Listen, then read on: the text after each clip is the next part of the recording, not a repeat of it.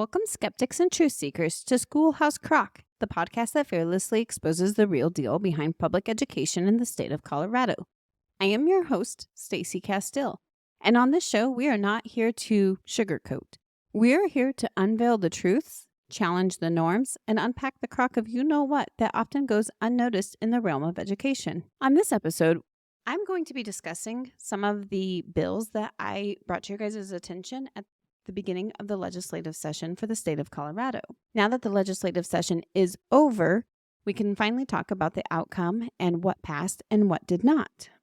If you would like more information into some of these bills that I'm going to be discussing, I do dive deeper in episode 4, which is the 2024 Colorado legislation episode that I did. Go check that out for a little bit of a background. First, I would like to talk about Senate Bill 24-001, which was to continue Youth Mental Health Services Program, which is also known as iMatter. This bill did pass, which would then take the iMatter program and continue it indefinitely. This is going to require vendors who are involved in the program to annually deliver to the Behavioral Health Administration information and data about the program. This is also going to require the vendors who participate in the program to complete surveys. One of the plus sides to this is that it was pretty heavily amended. It took it down from having to survey the children who participated in the program. I am against surveying children just because I feel like that is data mining and taking information. The next bill that I'm going to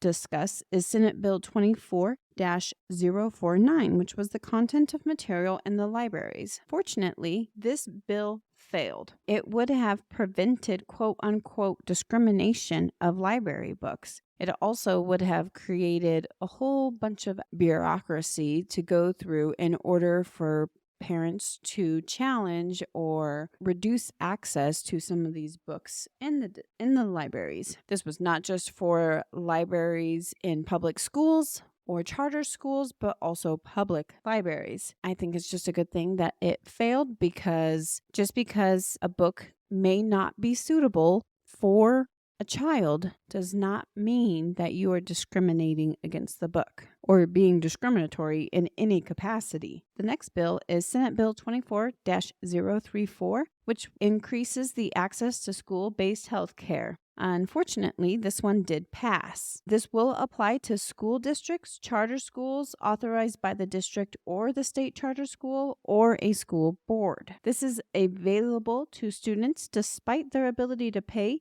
insurance coverage, or immigration status. This provides the ability for a student to receive health care, behavioral health care, dental health care, and preventative health care while at school without having to. It is funded by grants. Something that you can do in regards to this is just have a conversation with your child. If for whatever reason your circumstances do not allow for you to take your child to the doctor, at least make sure that they're having a conversation with you, that they're going to be utilizing these services, because they are not required to notify the parents that a child is utilizing these services unless there are allegations of sexual assault. So this means that if your child has engaged in risky sexual behavior, that they can go and seek medical attention for those choices, and they are not required to tell you at all. And that's not just the student is not required to tell you, but also the schools. They're not required to tell you. So even though you are the parent and you should know what your child's involved in, and not even just health services, but also like behavioral health services. I mean, I don't know how many parents there are out there that don't truly care about their child's behavioral health or mental health, but this kind of creates a backdoor for a student to have issues that a parent may not know and understand. And it takes away that parent's right and that parent's ability to be a support system for their child, and especially when they say that they have access to this care despite their ability to pay insurance coverage. That is just allowing them to go around their parents, because if they don't have to pay for it or they don't have to provide their insurance, then they don't have to have the parents be notified. All right, moving on to House Bill 24-1039, which is the non-legal name change. Unfortunately, this one did pass, but it did have some amendments to it that I think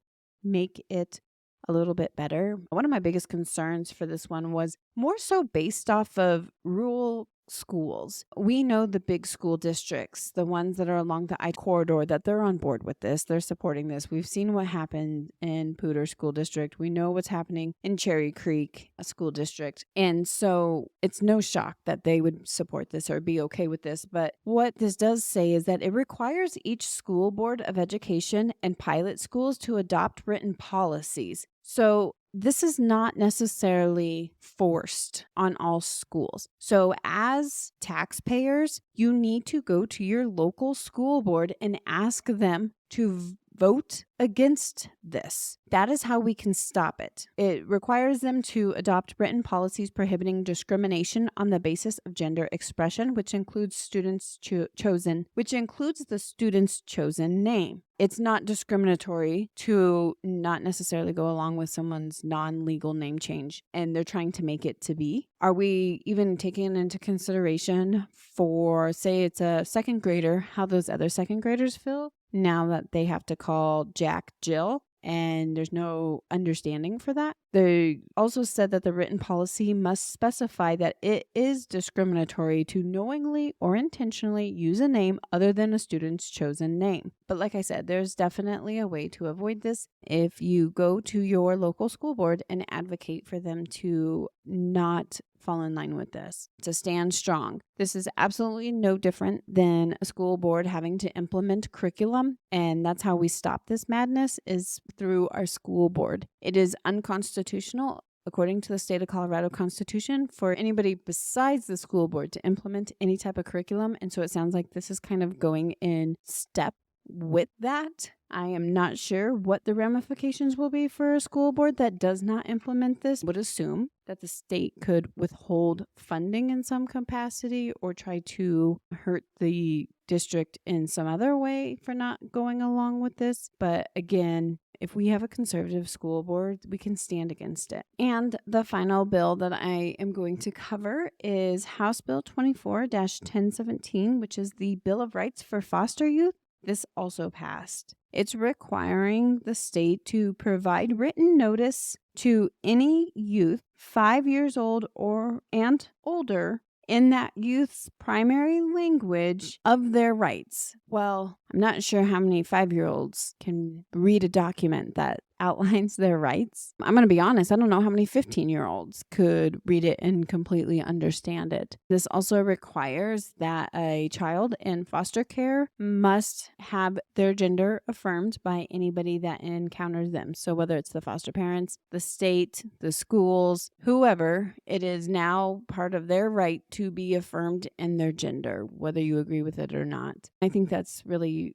hard because a lot of the children that we see who are transgender, who are not sure what their gender is that it's typically kids who have had some type of trauma in their life. And I can't think of many other kids who've had more trauma than those who are in foster care. There's a reason they're in foster care. Their home life was not safe for them to be there anymore. They're obviously struggling mentally, unsure of who they are, unsure of where they belong, don't feel like they belong anywhere. So they probably most definitely do not feel like they belong in their bodies. And I just feel like this is going to be contradictory to any type of help that we are trying to give them in coping and dealing with any trauma that they have encountered. I know that this episode was fairly short. I just wanted to give a quick update as to what did end up happening this legislative session down at the state capitol. And I do want to point out that, once again, elections have consequences.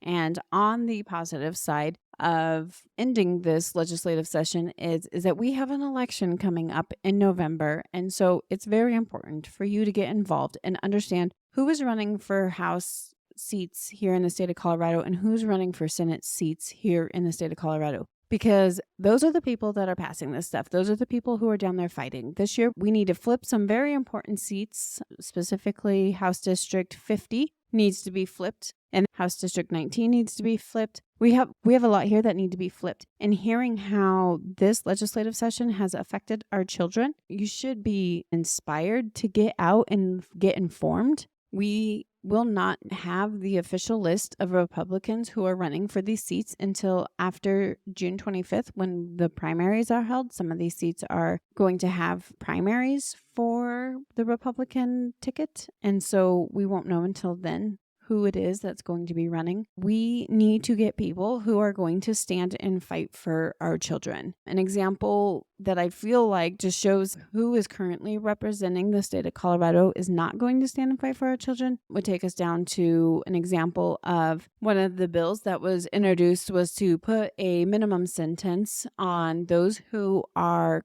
caught trafficking children in person. Right now, there is no minimum punishment for those who traffic children in person, only if they do it online. And one of the arguments that was used as to why there should not be any type of a punishment against those who traffic children in person was because of the potential that a child who may be gay gets kicked out of their house and they're living on the streets. And the only way that they can provide for themselves is by selling their bodies. And so therefore, we cannot punish them, because if we punish the people who are trafficking those children and helping them be put in the hands of predators, do not forget these people are predators, that we would be potentially harming that child from being able to provide for themselves. So we are okaying prostitution for children. That bill actually died, so it didn't even make it out of committee because of that ideology and wanting to protect those who are predators. We can no longer put our head in the sand. I know personally the House race and the Senate race here in the state of Colorado was nothing that was ever on my radar before. I definitely was more into the congressional seats or president seats or governor, some of those bigger ones. If you're frustrated about the lack of punishment on criminals, it's because of the people in the House and the Senate for the state of Colorado. If you're frustrated with the curriculum that is being pushed or passed or encouraged, it's the people down in the House and the Senate. Even the bills like I covered today, that is the people down in the House and the Senate. That is who is making the determination. And so if we as citizens do not get involved, do not become educated, I'm not saying you have to like every candidate that I like. I'm not saying that you have to vote straight down the Republican ticket. But what I am saying is that it is your responsibility. It is your civic duty to get involved so that we don't have crazy bills like what I talked about pass. And again, just a reminder, I did go into these bills a little bit more back in a previous episode. Go check out episode 4 if you have not already. That'll give you more information, more background into these bills than what I gave you in this. That does it for this episode. Thank you guys for joining me. I appreciate your guys' support. Please be sure to share this episode and like it, and share my YouTube channel with everybody that you can think that might be interested in listening, because one of the ways that we can make a difference is by educating, and we need to get the material that we have available out to those who will benefit from it. Have a great day. Bye.